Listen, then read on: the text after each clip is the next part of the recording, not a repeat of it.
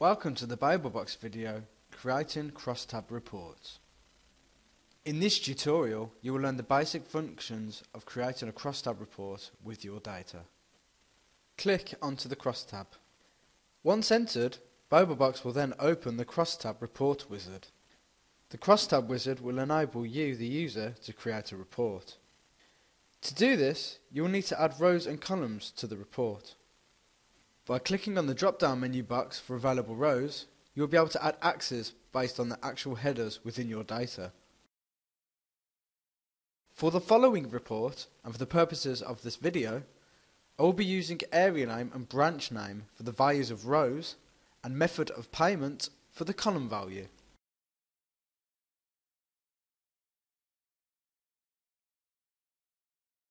By clicking on the icon with the three dots, you can alter the sets of data which are to be displayed within your report.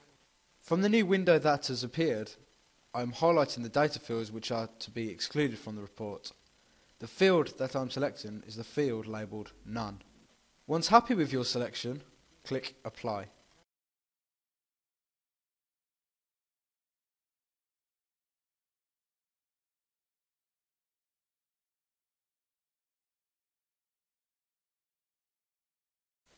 Click Run Report to generate the report. This is the report that has been created. As you can see, the report has column headers at the top of the screen, the row selection on the left hand side, and if we scroll down to the bottom, the totals on both the X and Y axis. We are now going to add some more totals to the report. To do this, scroll to the top of the page and click on the Totals button. By default, once you click Totals, a new total called Count will be created. We are going to create a total called Transactions to show the amount of transactions that took place within our data. By clicking on the field Total label, you can overwrite the Count label that's displayed above. We are now going to add a second total to our data. This total will be called Sales Value. Again, type the label you wish to use in the Total label field. To adjust the total type, click at the drop-down icon beside the field. You can use the scroll bar to see the different types of total types which are available. The total type we are using for the demonstration will be Sum. The next field we are going to add to our total will be a sales price. To do this, we need to alter the measure field. Again, to do this, we click on the drop-down icon and select Sales Price. The last field we need to adjust for this total is the value format. BabelBox has many selectable value formats with a range of different decimal place options. Now that we have chosen a value format, we can now add more advanced options to our total column. To do this, click Advanced Options. The Advanced Options panel allows the user to customize various presentation options, arrange the date within the sort option, apply filter values, thresholds, and add conditional formatting. We're going to add a prefix to our total. By clicking on Presentation, the Presentation panel will appear, allowing you to change the look of the total which has been created. For this demonstration, we are going to add a pound sign to our report for this total. Once you are happy with your selections, click Run Report. This has now re-updated our report and added more meaning to the report. You can see now that we have an amount of transactions, the total price for those transactions within the different locations the transactions took place, and a display of the value for each method of payment. This is quite a complex report, but it was created within seconds. Each report is completely interactive. If you click on an area name such as Birmingham and North Midlands, it has filtered the report to display information only relating to that area name.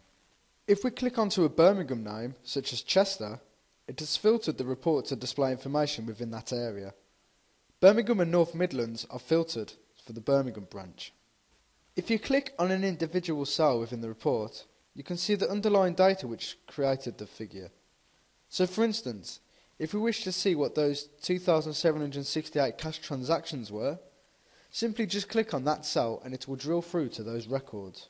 To go back to the Crosstab report, click on the Back to Crosstab button, which is located in the top right corner of the screen.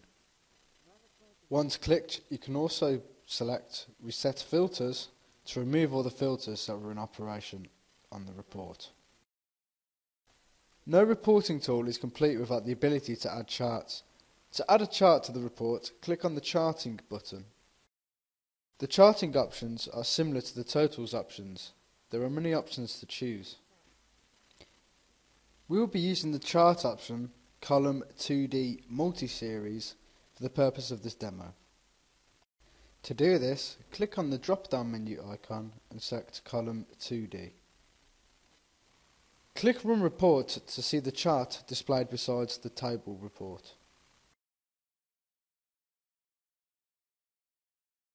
By clicking on a bolded cell, such as the branch name Birmingham, not only will it filter the entire report to display a table for the Birmingham area, it has reopened the graph to show these results in a graphical display in relation to that data. Using the search query string at the top of the page, if we type in chicken, for example, it will repopulate both the table report and the graphical report to display just the data relating to chicken.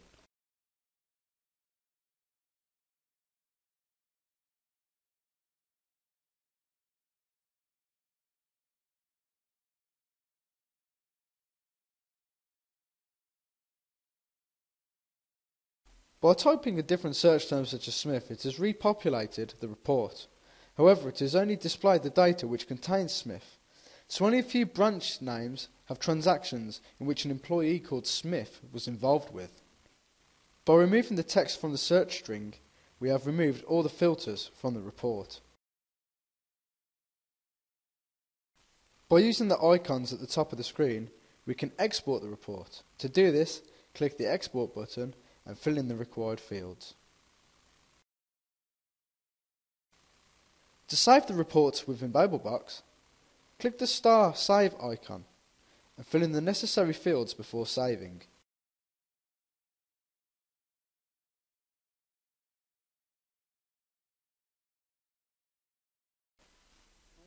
Having mentioned that the reports are interactive, you can also switch on and off the different areas of the graph which are to be displayed. To do this, just simply toggle any of the values within the graph's key. You can also drill through to the underlying data within the graph by clicking on a point within the graph itself. This may be useful when interrogating a low or high point within a line graph. This completes the Crosstab report tutorial.